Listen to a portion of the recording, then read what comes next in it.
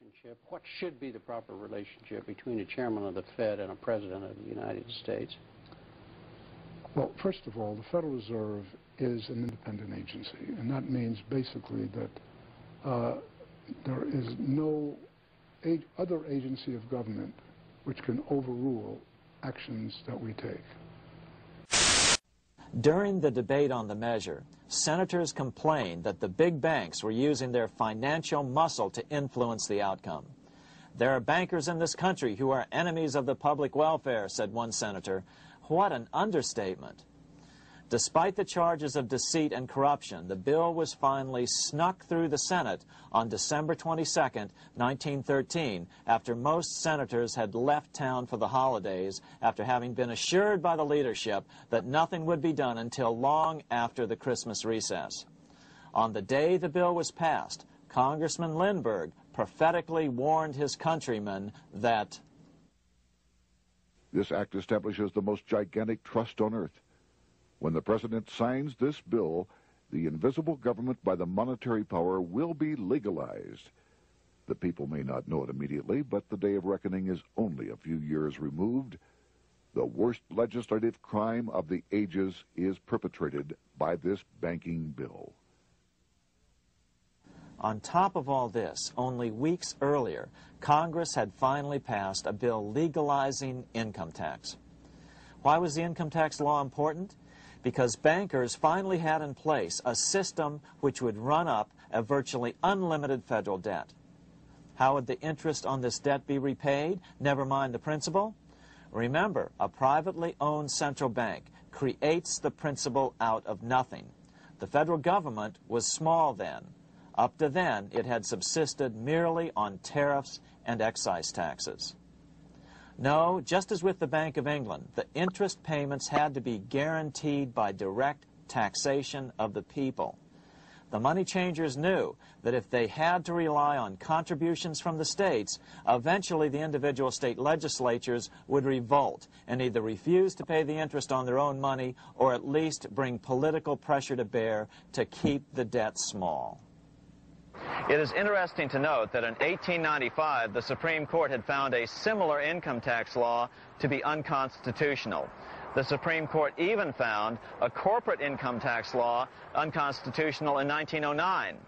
As a result, Senator Aldrich hustled a bill for a constitutional amendment allowing income tax through the Congress. The proposed 16th Amendment to the Constitution was then sent to the state legislatures for approval. But some critics claim that the 16th Amendment was never ratified by the necessary 3/4 of the states. In other words, the 16th Amendment may not be legal. But the money changers were in no mood to debate the fine points. By October of 1913, Senator Aldrich had hustled the income tax bill through Congress. Without the power to tax the people directly and bypass the states, the Federal Reserve Bill would be far less useful to those who wanted to drive America deeply into their debt. A year after the passage of the Federal Reserve Bill, Congressman Lindbergh explained how the Fed created what we have come to call the business cycle and how they use it to their advantage. To cause high prices, all the Federal Reserve Board will do will be to lower the rediscount rate, producing an expansion of credit and a rising stock market. Then, when businessmen are adjusted to these conditions, it can check prosperity in mid-career by arbitrarily raising the rate of interest. It can cause the pendulum of a rising and falling market to swing gently back and forth by slight changes in the discount rate, or cause violent fluctuations by a greater rate variation.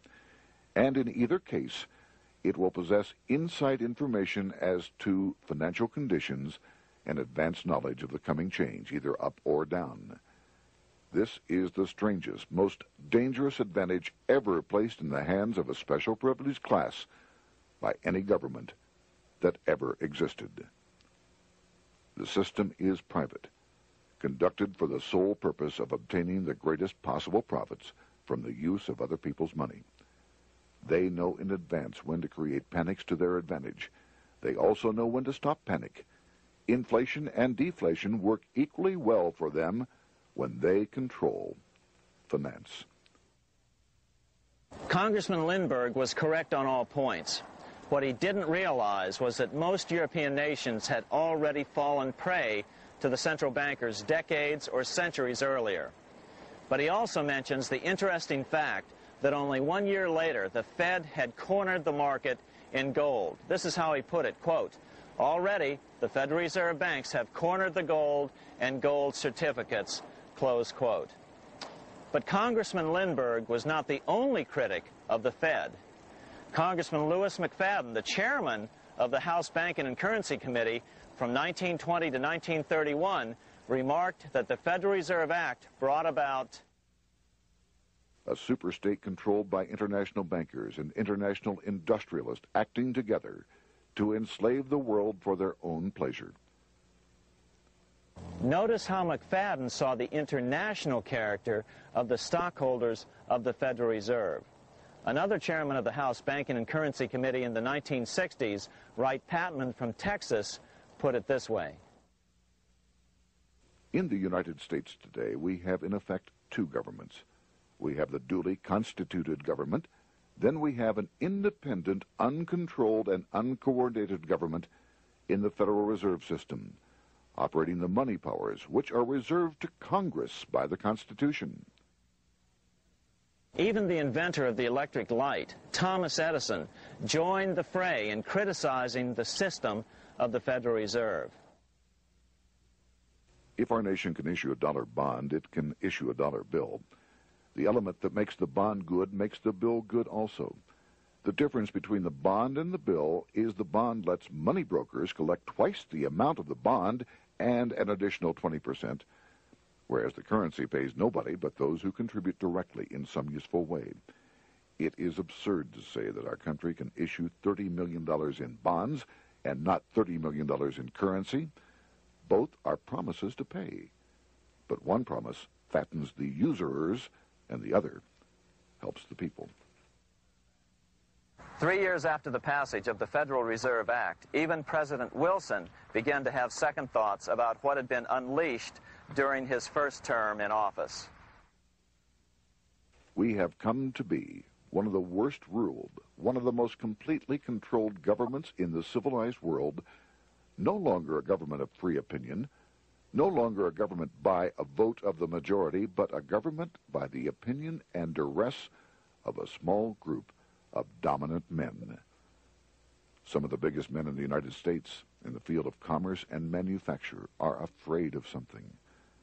They know that there is a power somewhere so organized, so subtle, so watchful, so interlocked, so complete, so pervasive, that they had better not speak above their breath when they speak in condemnation of it.